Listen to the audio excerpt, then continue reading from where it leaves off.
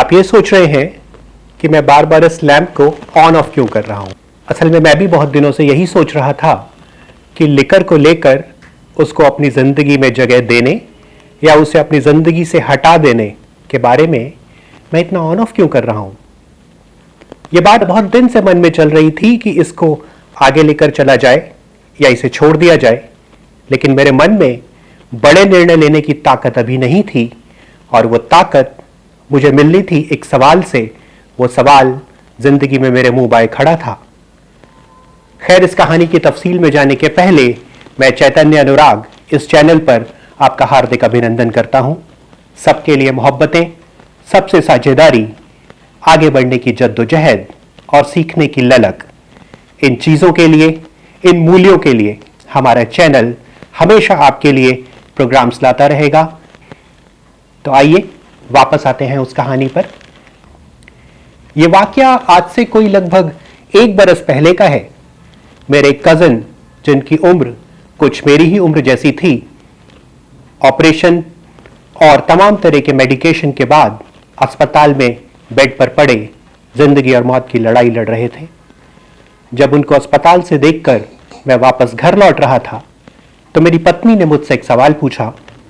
देखो भैया, जिंदगी और मौत की लड़ाई इसी नामुराद चीज शराब के कारण लड़ रहे हैं। उनकी जिंदगी की संभावनाएं भी बहुत कम है और दोस्तों, सच में कुछ ही दिनों बाद हमने अपने भैया को खो दिया। मेरी पत्नी ने मुझसे पूछा कि क्या कुछ ऐसा हो सकता है कि ये नामुराद चीज हमारे जिंदगी से निकल जाए, हमारे घर से निकल जाए। और इस सवाल ने मेरे जहन में खलबली मचा दी। मेरे पास कोई सीधा जवाब नहीं था अपनी पत्नी के सवाल का, लेकिन इतनी ईमानदारी थी सवाल का हल निकालूं। बात आगे बढ़ी और आगे बढ़ती चली गई। मैं इसका हल ढूंढता रहा, लेकिन हल आसान नहीं था। असल में इस सारे वाकये की शुरुआत आज से कोई 20 बरस पहले सन 2000 के आसपास हुई थी।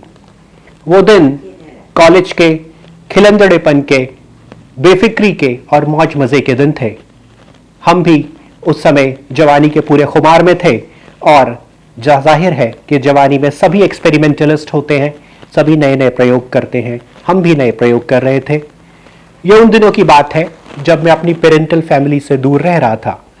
ऐसा जब आपके साथ होता है तो जिंदगी में इमोशनल वॉइड्स होते हैं और इन इमोशनल वॉइड्स को, इन खाली जगहों को भरने के लिए आप तमाम तरह के ऐसे काम करते हैं जो सही है या गलत, जिनके बारे में आप पूरी तरह से पुख्ता नहीं होते।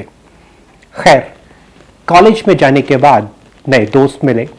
नए दोस्तों के साथ आया मजा, सैर सपाटा, घूमना, पार्टियां, तमाम तरह की नई चीजें। उस समय सब कुछ खेल था। सब कुछ लगता था कि करके देखना चाहिए। सब कुछ अपनी तरफ खींचता था। दोस्तों ने भी खींचा। दोस्त मेरी जिंदगी में हमेशा ही बहुत अहम रहे हैं, आज भी हैं, और बाखुदा मैं उम्मीद करता हूं कि वो हमेशा मेरी जिंदगी में बहुत अहम रोल निभाते रहेंगे। तो खैर, जब दोस्तों के साथ जिंदगी आगे बढ़ी तो ना जाने कब किस रास्ते से अनजाने जिंदगी में लिकर यानी शराब का भी प्रवेश हुआ। मैं नहीं जानता था कि मैं जिस रास्ते पर आगे बढ़ रहा हूं वो रास्ता कैसा है, अच्छा है या बुरा है, लेकिन इतना पता था कि नया है, अपनी ओर खींचता था वो रास्ता। उस पर प्रयोग हुए। शुरुआत बड़े नौसिखिएपन के साथ हुई थी। कदम पुख्ता नहीं थे। कई साल लगे इस नामुराद चीज का इस्तेमाल सीखने में। शुरुआत में तो बहुत बार हुड़दंग हुआ करते थे। शुरुआत में लगता था कि जब मर्जी होगा छोड़ देंगे, कोई खास बड़ी बात थोड़ी है। लेकिन वक्त बीतता गया और वक्त के साथ कैरियर भी आगे बढ़ा। नई नौकरियां मिली, हाथ में पैसा आया, ताकत आई। ताकत आई तो पुराने एक्सपेरिमेंट्स और जोर से होने लगे। पार्टियों में इस चीज का, लिकर का इस्तेमाल पहले से ज्यादा बढ़ गया। धीरे धीरे सही, लेकिन पुख्ता तौर पर अब हर पार्टी में यह चीज शामिल होने लगी। मन के पुराने संस्कार, मन में कोई बैठकर अभी भी आवाज लगा रहा था कि क्या जरूरी है इसका इस्तेमाल, क्या ठीक हो रहा है ये। लेकिन कौन सुनता है साहब जवानी के खुमार में चीजों को, कौन सही गलत की परवाह करता है। तो हम भी उसी रास्ते पर आगे बढ़ते गए और इसका इस्तेमाल बढ़ता चला गया। मैं लगातार महसूस कर रहा था कि जिंदगी के रास्ते पर जितने मजबूत और जितने तेज कदम बढ़ सकते हैं उतने बढ़ नहीं पा रहे हैं।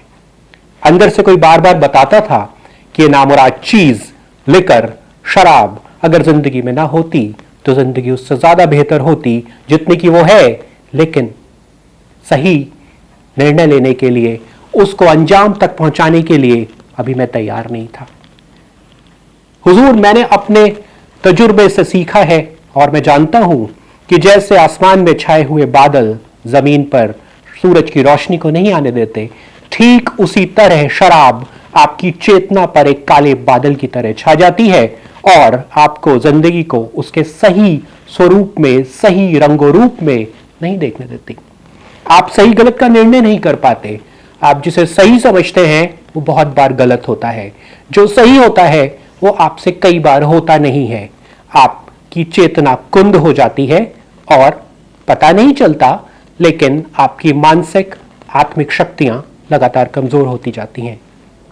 महात्मा गांधी ने ऐसे ही नहीं कहा था कि शराब मन, शरीर और आत्मा को कमजोर करती है। फर्ज कीजिए आप नशे की किसी चीज का इस्तेमाल करके कहीं बैठे हैं।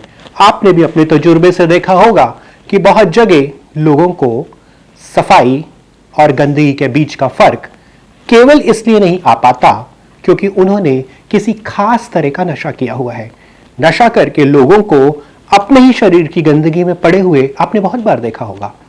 जरा सोचिए, क्या केवल इसलिए कि किसी आदमी को गंदगी और सफाई के बीच का फर्क नहीं पता है, क्या इससे गंदगी सफा हो जाती है? नहीं होता। बस इतना है कि गंदगी और सफाई के बीच का फर्क करने की जो ताकत थी, मन में जो लियाकत थी, वो कमजोर हो गई है और यही लियाकत चेतना है। यही करता है हर तरह का नशा, यही करती है शराब। और हम क्या करते हैं? हम सोचते हैं कि हम उसकी हाई का मजा ले रहे हैं, हम उस बेफिक्री का मजा ले रहे हैं। जैसा कि कहा भी जाता है, liquor as alcohol, as they say it, alcohol is not the answer to any problem.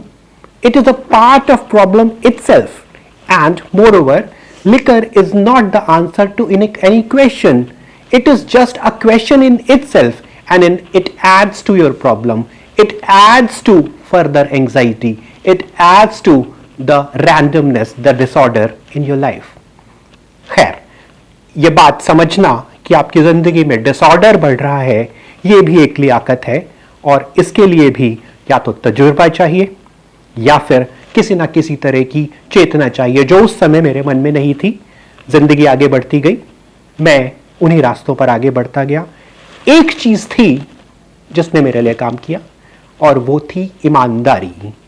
काले को काला और सफेद को सफेद कहने की ईमानदारी और कहने की हिम्मत थी मुझ में।